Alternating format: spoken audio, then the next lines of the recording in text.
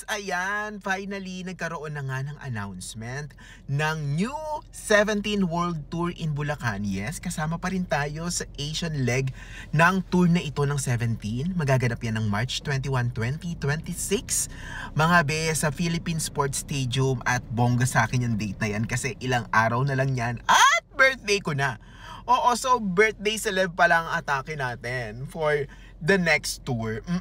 Pero hindi ko rin masyadong ma-celebrate mga be itong announcement na ito kasi I feel you guys, mga fellow Karats, 'di ba?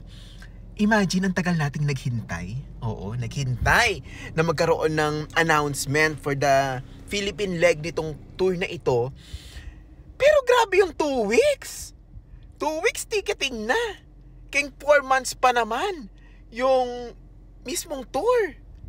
'Di ba? So ramdam na ramdam ko doon kayo mga be. Do sa akin kasi personally, pinag-ipunan ko na siya. Alam niyo 'yon, talagang tinetext ko yung friend ko si Mikey na meron akong savings na ganyan for the tour, ganon. So pinag-iipunan ko na siya prior pa ng announcement kung kailan man yung announcement na yan. Pero kasi 'di ba, yung paano na lang yung ibang mga fellow Karats na inaabangan yung bonus.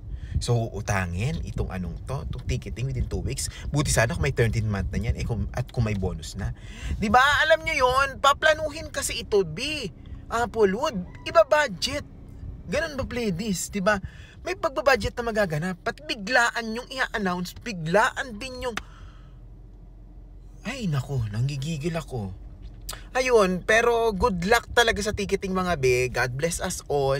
Sana makuha pa rin natin yung mga desired tickets natin. Pero be, kung mangungutang ka at kung hindi mo sure kung paano yung pag-isipan mong mabuti rin. Nanggigigil ako sa iyo eh. Oo, wag mahal natin sila ang OT13. Actually, hindi nga OT13 yung makakapunta sa tour na to eh. Pero iplano mong mabuti, yun lang yung may i-advise ko sa'yo, yung paano yung magiging resources mo dito, 'di ba? Good luck. Pag-isipan mong mabuti yan, ha? And God bless us all sa ticketing. Yun lang.